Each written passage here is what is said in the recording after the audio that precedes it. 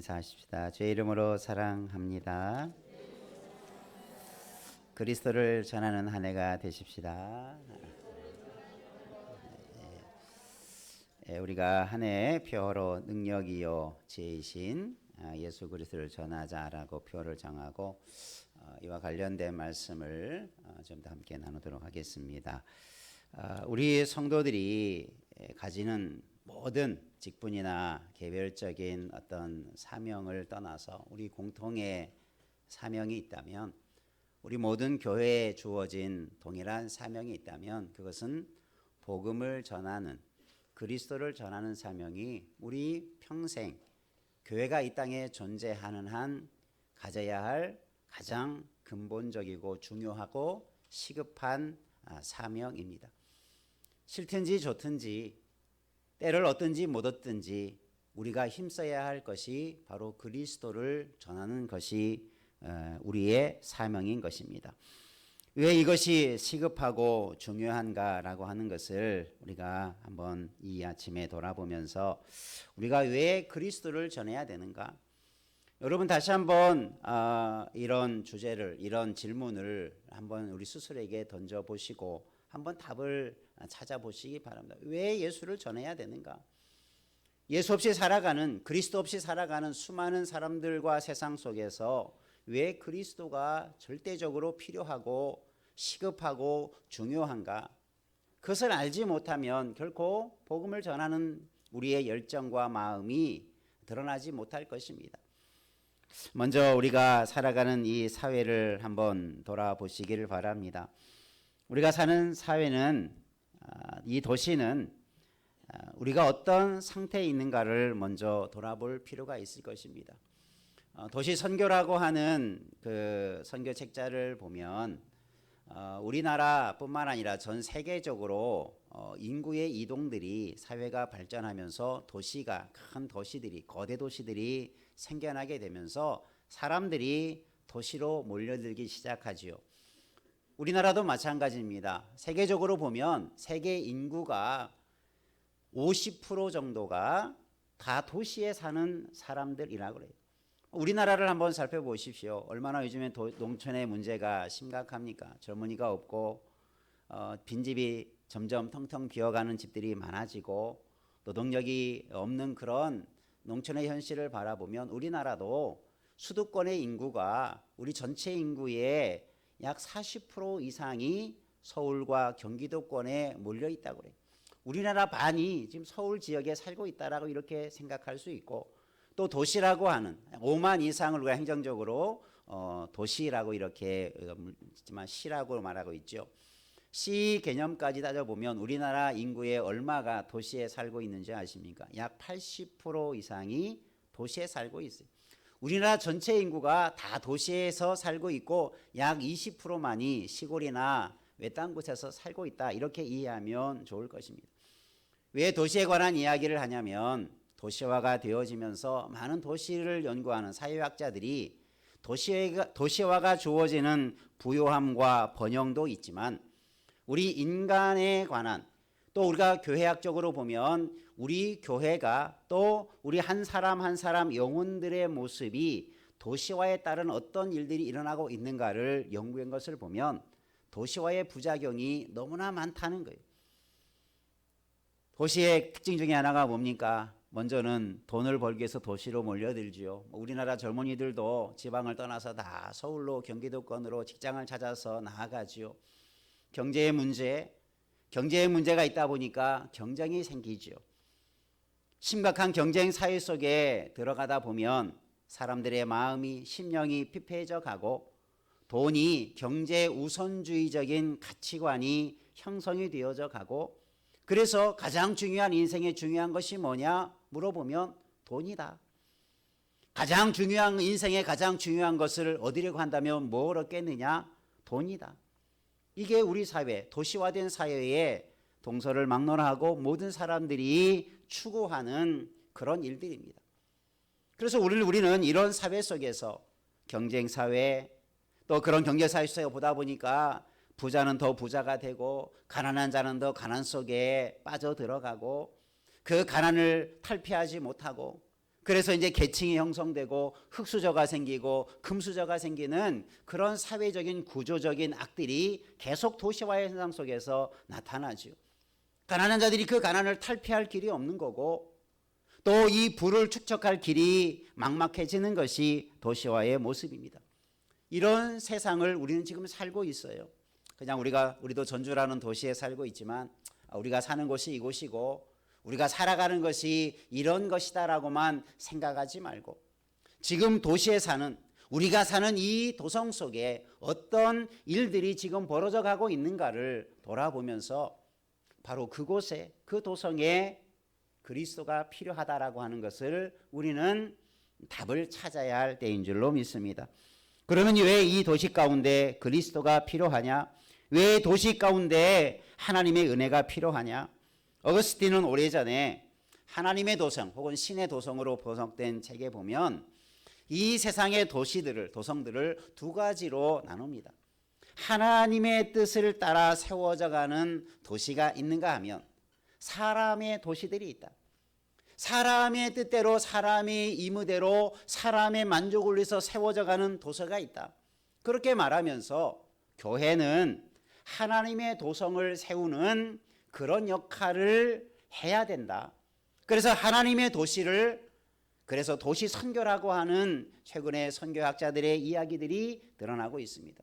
오늘 저와 이분이 선교라고 하면 문화가 다르고 언어가 다르고 인종이 다르고 여러 가지 다른 환경 속에 전도하는 것을 선교라고 특별히 명하고 있는데, 우리는 도시 전도가 아니라 도시 선교의 위치에 있다는 사실이죠. 우리나라도 이제 다문화 사회를 이루어가고 있고 우리 주변에 많은 외국적인 문화들이 들어와 있어서 과연 우리 한국의 전통적인 것, 우리가 그동안 살아왔던 많은 문화들이 혼합해 다르는 사회를 이루어가고 있습니다. 이런 사회 속에서 우리 사람들, 심령들이 어떠한 삶을 살아가고 있는가? 특별히 우리가 살아가는 이런 사회 현상들 속에서 왜 그리스도가 필요할까? 그냥 돈 주고 그 어려움들을 해결해 주는 정치적이고 사회적인 그런 문제를 해결하는 것이 답이 될 수 없음을 오늘 우리가 말씀을 통해서 우리가 함께 깨닫고, 그래서 그리스도를 더 전해야 된다라고 하는 그런 우리의 시급성이, 중요성을 되찾기를 주의 이름으로 축원합니다. 한번 옆에 분하고 다짐합시다. 이 사회 가운데 그리스도는 정말로 필요합니다. 그래서 전해야 돼요. 그러면 왜 그리스도를 전해야 되는가?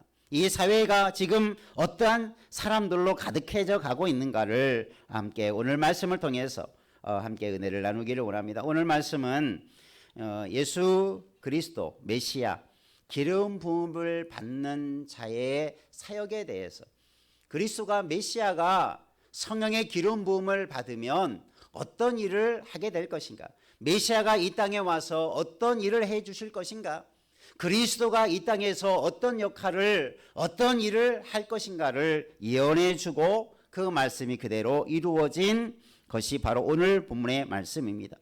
오늘 말씀을 통해서 예수님께서 오늘 우리에게 어떤 일을 하러 오셨는가를 먼저 말씀해 보면, 가난한 자에게 아름다운 소식을 전하게 하려 하심이라. 가난한 자에게 아름다운 소식을 전하기 위해서 하나님께서 그 메시아에게 기름 부음을 받는 자를 세워주셨다, 이렇게 말씀하고 있어요. 가난한 자라고 표현되어 있는데 여기서 가난한 자는 물질적이고 경제적인 가난을 의미하는 것이 아닙니다. 본문에 살펴보면 이 가난한 자의 원뜻은 어떤 상처나 억압으로 인해서 고통당하는 자를 의미하는 단어입니다.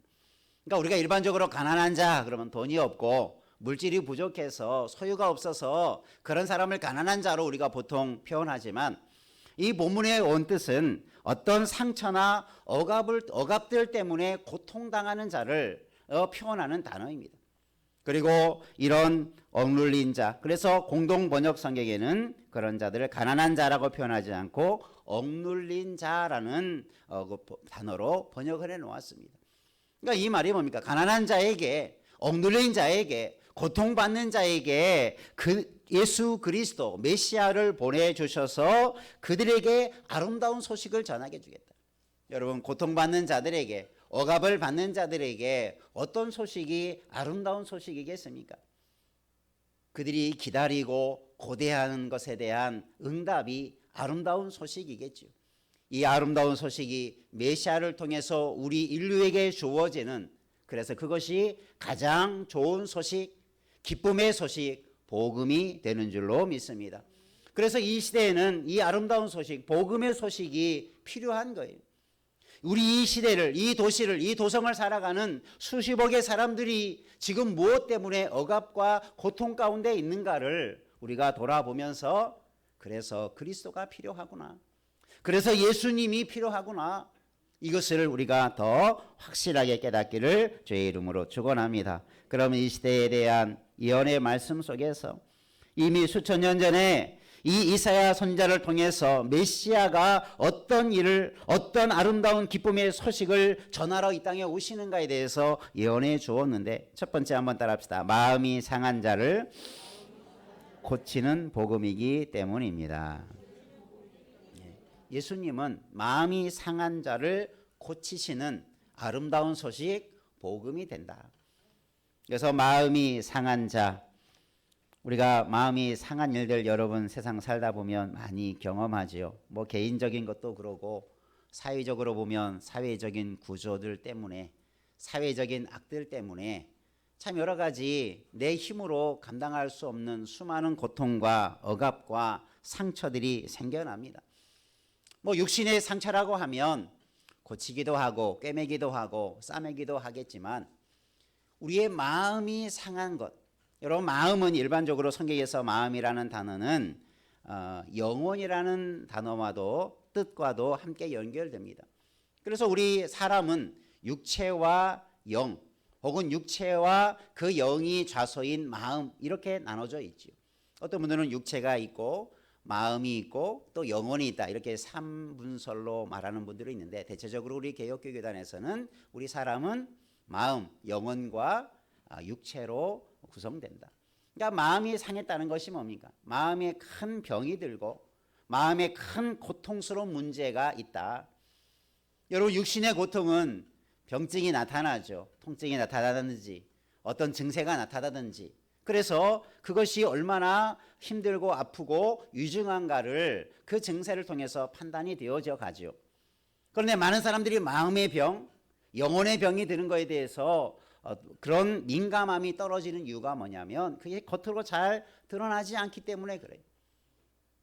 그것이 지금 심각한 마음의 병이 있는데, 영혼의 병이 걸려 있는데, 그것을 자각하지 못하고 살아가는 자들이 너무나 많다라는 거죠. 여러분, 가난한 심령 중에도 마음이 상한 자, 우리 주변에 얼마나 많은지 모릅니다.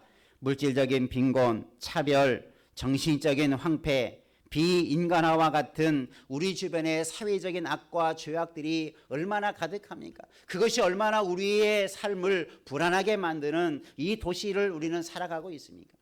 어떤 사람은 이런 것이 너무나 일반화되다 보니까 이제 그런 감각들도, 그런 위험에 대한, 그런 사회적인 불의에 대한 것들에 대해서 감각적으로 점점 무뎌져 가는 경우도 생겨나게 되죠. 그러나 그것이 얼마나 우리 인간을 황폐하게 만드는가, 우리의 영혼들을 얼마나 그것이 억누르고 있는가를 우리는 이 시대 속에서 바라봐야 할 때인 줄로 믿습니다. 겉으로는 잘 살고 있는 것 같지만 그들의 마음을 여러분 들여다볼 수 있는 은혜가 있기를 바랍니다. 내가 누군가를 전도해야 된다면, 누군가에게 그리스도를 전해야 된다면 그들의 마음을 한번 돌아보는 자 되기를 바랍니다. 얼마나 지금 상처 가운데 살아가고 있는가, 얼마나 많은 아픔을 지금 껴안고 고통하며 신음하며 살아가고 있는가. 여러분, 사람의 마음을 돌아볼 수 있는 그리스도인이 되기를 주의 이름으로 축원합니다. 예수님은 바로 그런 자들을 위해서 이 땅에 오신 거예요. 그 영혼의 문제를 아무도 해결할 수 없죠. 정치적으로, 권력으로, 사회적으로 그 마음의 영혼의 상한 문제를 해결할 길이 없는 거예요. 오히려 더 심화되면 심화되었지 그것이 개선되거나 나아질 것이 이 세상의 도성에서는 이루어지지 못한다. 이것이 우리가 세상을 바라보는 주님의 마음을 알아야 될 줄로 믿습니다. 그러면 세상에 소망이 없느냐? 그러지 않죠. 마음을 고칠 수 있는, 우리의 병든 심령을 고칠 수 있는 이는 예수 그리스도밖에 없다. 이게 우리의 결론인 거죠. 그래서 우리는 나는 할 수 없지만, 이 나라와 사회는 할 수 없지만, 여러분 나라에 대해서, 국가에 대해서 여러분 기대가 큰 만큼 때로는 실망도 크지요. 뭐 대통령이 바뀌어서 기대하게 되면 그 기대에 못 미치는 일 때문에 더 실망하고, 우리가 기대하는 것에 부응치 못하는 것들로 인해서 얼마나 좌절하고 또 절망하고 시리에 빠집니까? 오늘 주님을 바라보시면 우리의 이런 모든 상한 것을 고치는 아름다운 소식을 듣게 될 줄로 믿습니다. 그래서 주님이 우리에게 필요한 것입니다. 주님은 우리의 상한 마음을 치유할 수 있는, 여러분 그래서 예수님을 만난 자들의 모습이 예수님의 복음서 기록인 복음서에 잘 나타나 있죠. 예를 들면 사마리아 여인의 이야기가 있죠. 남편이 몇 번씩이나 바꾸고도 얼마나 큰 상처 속에 살아갑니까? 그가 주님을 만남으로 생수의 근원을 만나게 되고 얻게 되었지요. 세리장 삭개오는 그의 불의하고 불법적인 일로 인해서 고통받았지만 예수님으로 인하여서 그 영혼이, 그 삶이 새롭게 되어지죠. 예수님을 만난 많은 성경의 기록들을 돌아보십시오. 예수님을 만난 믿음의 사람들의 삶을 들여다보십시오. 그들의 삶에 가장 중요한 변화가 있습니다. 마음이 치유되어지고 영혼이 새롭게 되어지는 구원의 은혜가 임하였다는 사실이죠. 그것이 인생의 가장 큰 문제를 해결한 예수 그리스도를 만난 은혜였다는 사실입니다. 그러니까 여러분, 내가 도울 수 있는 것, 내가 아프고 고통하고 상처 가운데 신음하는 자들을 도울 수 있는 길은 많지 않아요. 그러나 우리가 근본적인 것을 해결할 수 있는 예수 그리스도를 전하면, 예수 그리스도를 통한 그 아름다운 소식들을 증거하며 많은 사람들이 이처럼 변화되고 치유되어지는 은혜가 있게 될 줄로 믿습니다. 그래서 여러분, 우리는 이 사회 속에 있는 많은 영혼들을 그렇게 바라다보고 내 주위에 가장 가까운 영혼들을 바라볼 때, 저 영혼에게 정말 그리스도가 필요하구나. 얼마 전에 책을 제가 읽는 중에 이런 표현이 있더라고요. 교회 안에 불신자를 위한 말씀이 필요하다. 이상한 말씀이죠. 어떻게 교회 안에 불신자가 있을 수 있느냐. 그러나 아직 복음을, 예수 그리스도를 온전히 믿지 못하는 자들이 존재할 수 있다는 거죠. 그래서 교회 안에도 복음이 필요해요. 교회 안에도 이 복음을 통해서 더 확실하고 분명한 믿음을 갖고 그들이 더 새롭게 되어지고 교회 안에서 더 아름다운 사역을 감당할 수 있는 하나님의 사람으로 변화시킬 복음이 필요하다는 거예요. 이것은 교회라고 하는 테두리가 아니라 모든 사람에게는 그리스도가 필요해요. 모든 사람에게는 그리스도의 복음이 필요해요. 우리가 먼저 만났다면, 내가 그것을 믿었다면, 그것을 경험했다면 그 아름다운 소식을 전해야 주지 않겠습니까? 우리 주변에 뭐 이렇게 항암 치료 받는 분들이 있는데, 제 목사님, 제 아는 목사님 사모님도 이제 치료를 완치 판정을 받았는데 그 과정에 많은 과정 속에 어려움을 겪고 있었어요. 그런데 이것이 좋다, 저것이 좋다, 주변에서 뭐 좋다라고 하는 이야기를 막 듣다 보면 막 갈등이 생긴다는 거예요. 병원에서는 그런 거 조심하라고 하는데, 어떤 사람은 이렇게 했더니 나았다, 어떤 사람 또 이렇게 하니까 나았다. 그것은 검증되지 않은 방법들이죠. 그런 유혹들이, 그런 소식들이 혼란에 빠뜨렸다는 겁니다. 여러분, 오늘 우리는 세상에 많은, 이렇게 하면 병이 낫고, 이렇게 하면 마음이 치유되어지고, 이렇게 하면 영혼이 잘 된다더라 라고 하는 거짓된 소식에 마음이 현혹되지 않기를 바랍니다. 우리의 마음과 영혼을 회복시킬 최고의 답은 그리스도밖에 없다. 여러분 믿으시고 그것을 경험하시고 증거하는 자 되기를 주의 이름으로 축원합니다. 우리가 이런 영적인 분별력을 가지고 영혼들을 바라볼 때, 저 사람에게 가장 필요한 것은 돈도 아니고 집도 아니고 세상에 좋은 것이 아니라 가장 지금 시급하게 필요한 것은 예수 그리스도다. 여러분 이것을 꼭 발견하고 전함으로, 그들이 주님을 만남으로 영혼이 회복되고 마음이 회복되고 상처가 회복되는 가난한 자에서 부유한 자가 되어지는 축복의 사람으로 세워가는 은혜를 바라보기를 주의 이름으로 축원합니다. 두 번째 한번 따라합시다. 갇힌 자에게 자유함을 주는 복음이기 때문입니다. 예수님이 왜 필요하느냐? 오늘 말씀해 보면 포로나 갇힌 자에게 자유함을, 포로된 자에게 자유를, 갇힌 자에게 노임을 선포하러 예수님께서 오셨다. 갇힌 자, 포로된 자, 문자적으로 보면 감옥에 갇힌 사람을 상징하고 때로는 노예나 종이 된 사람을 표현하는 단어입니다. 그런데 중요한 주체는 무엇의 포로가 됐느냐, 무엇의 노예와 종이 되었느냐, 참 이게 중요한 거지요. 오늘 우리는 사회적으로 보나 국가적으로 보면 우리나라도 일제의 억압 속에 있다가 1945년 해방된 이후로 우리나라는 종이된 일이 없지요.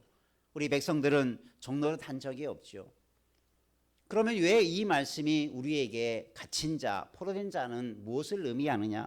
예수님께서도 말씀을 하셨습니다. 진리를 알지니 진리가 너희를 자유케 하리라 이렇게 선포하니 유대인들이 우리가 아브라함의 자손으로 남의 종된 일이 없는데 어떻게 우리를 향하여서 어찌하여 자유케 되리라고 하느냐 이렇게 반문을 합니다. 예수님이 여기서 자유함을 선포하는 것은 뭡니까? 진리를 통해서 자유함을 선포하죠. 사회적이고 어떤 나라적으로 민족적으로 종된 상태에서 자유함을 선포한 것이 아니라 더 근본적인 자유함을 선포하는 거예요. 그것이 뭡니까? 바로 죄의 종노릇하는, 죄의 노예로 살아가는 그 세상 사람들을 향한 주님의 선포이죠.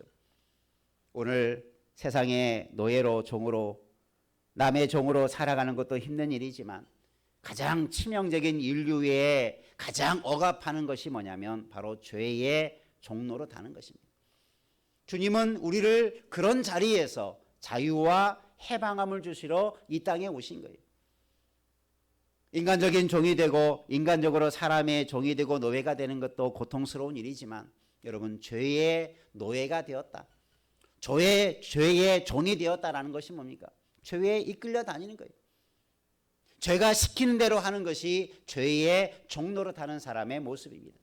여러분 오늘 우리는 우리 주변에 많은 사람들이 불의와 불법을 행하는 것뿐만 아니라 영적으로 우리가 이런 억압 속에서 죄의 종로로 타는 안타까운 영혼들을 바라보며 그들에게 그래서 그리스도의 복음이 필요하구나. 그 죄의 억누름 속에서 죄의 그 짓밟는 상황 속에서 자유함을 주실 이는 예수님밖에 없다. 여러분 이런 믿음을 가지고 이런 확신을 가지고 지금도 수많은 죄의 종인 줄도 모르고 살아가는 사탄의 종인지도 모르면서 살아가는 그 불신자들의 비극적인 모습을 돌아볼 수 있는 눈이 열려져 가기를 주의 이름으로 축원합니다. 겉으로는 살았지만 겉으로는 자유함을 누리는 것 같지만 죄의 종로로 타고 있다면 가장 불쌍한 영혼이요 가장 불쌍한 인생이 되는 것이죠. 우리 모두가 우리가 예수 그리스도가 왜 이 땅에 필요한가, 왜 예수 그리스도의 그 아름다운 소식이 지금 이 땅에 살아가는 많은 사람들에게 그것이 아름다운 소식이 될 수밖에 없는가를 아시고 우리가 갇힌 자, 죄의 종로를 타는 자, 억압 속에 살아가는 자들에게 예수 그리스도의 자유함을 증거하는 복음의 증인이 되기를 주의 이름으로 축원합니다. 또 세 번째 한번 따라합시다. 모든 슬픈 자를 위로하는 복음이기 때문입니다. 오늘 2절 말씀에 보면 여호와의 은혜의 해와 우리 하나님의 보복의 날을 선포하며 모든 슬픈 자를 위로하되. 예수님께서 메시아가 이 땅에 오신 것은 모든 슬픈 자를 위로하는데 어떻게 위로하느냐? 하나님의 은혜의 해를 선포한다는 거예요. 이 은혜의 해라고 하는 것은 구약에 어떤 의미를 가지고 있냐면 희년이라고 하는 해가 있습니다. 그러니까 안식년은 1년씩 한 해 한 해를 지나면서 7번째 되는 해가 안식년이고 안식년이 7번 지난 그 다음 해가 50년째 되는 해가 희년이라고 합니다. 희년이라는 뜻은 기쁨의 해, 해방의 해 이런 의미를 가지고 있어요. 그러면 이 희년이라고 하는 의미가 뭐냐면 희년에는 그래서 하나님께서 법으로 희년의 법을 지킬 때 이것은 꼭 지켜라. 세 가지를 말하고 있어요. 먼저 빚진 자가 있다면 그 빚을 받아야 할 사람이 모든 빚을 다 탕감해 주라. 이게 희년의 법입니다. 또 땅을 돈이 없어서 땅을 자기 원래 이스라엘 지파들은 땅을 사고 파는 것을 허용하지 않았어요. 왜냐하면 하나님이 주신 그 지파별로 나누어 주신 그런 축복의 땅이었기 때문에. 그런데 가나안에서 자기의 땅을 팔지 않고는 생활할 수 없어서 땅을 파는 경우가 생겨나게 되지요. 그러면 희년이 되어지면 그 땅은 원래 지파 원소유주에게 다시 돌려주라. 이게 희년의 법입니다. 그래서 이스라엘 전체가 다 원래의 하나님이 주신 은혜의 자리로 축복의 자리로 다시 돌아오는 것, 원상이 회복되는 것, 이것이 희년의 법이었습니다. 또 때로는 돈이 없어서 예전에는 노예제도가 있어서 돈을 빌리고 또 얻기 위해서 종이 되는 팔려가는 경우도 있었죠. 그런 경우에도 희년이 되어지면 그 주인이 그 종된 사람에게 자유함을 주는 것이 희년의 법이었어요. 그러니까 사회적으로 이 희년의 법에 적용받는 사람들이 대부분 어떤 사람들입니까? 다 가난한 자들이죠. 억압을 받는 사람들이죠. 자유함을 누리지 못한 사람들이고 많은 것을 빼앗기고 잃어버린 사람들이 바로 이 희년의 법의 혜택을 받는 자들이죠. 이 희년의 법이 바로 그런 것입니다. 그런데 예수님께서 이 땅에 그리스도로 오실 때에 모든 이런 하나님의 은혜를 선포함으로 말미암아 이처럼 억압 속에 있는 자들에게 하나님의 은혜를 누릴 수 있도록 은혜를 주셨다. 그리고 이 희년의 법의 가장 기본은 안식일입니다. 모든 사람들이 참된 안식을 누리게 하기 위한 안식일의 법이 희년의 법까지 그 정신이 이어지는 거죠. 안식하지 못하는 문제, 평안을 누리지 못하는 문제, 우리의 인생에 우리의 삶 속에서 불안과 염려와 억압 속에 살아가는 그런 사람들에게 여러분 예수 그리스도는 마치 희년의 해를 선포하는 가장 아름다운 소식이에요. 여러분 빚진 적이 있으신 사람은 그 빚이 얼마나 힘들고 고통스러운지 또 무거운 여러 가지 인생의 짐을 지고 가는 사람들에게는 얼마나 그 짐이 무거운 것인지 여러분 늘 깨달을 것입니다. 우리 사회에도 얼마나 많은 사람들이 이런 고통과 슬픔과 여러 가지 아픔 속에 살아가고 있습니까? 얼마 전에 그 청문회를 준비하고 또 우리 이태원 참사 때문에 어떤 분이 그 어머니가 막 절규하는 소리를 들었어요. 그 소리가 왜 우리가 그런 자들의 목소리, 그런 자들의 외침과 절규의 소리 속에서 얼마나 그 마음이 아프면 저렇게 표현하고 저렇게 절규할 수 있을까? 여러분 이런 것들을 바라볼 수 있는 은혜가 있기를 바랍니다.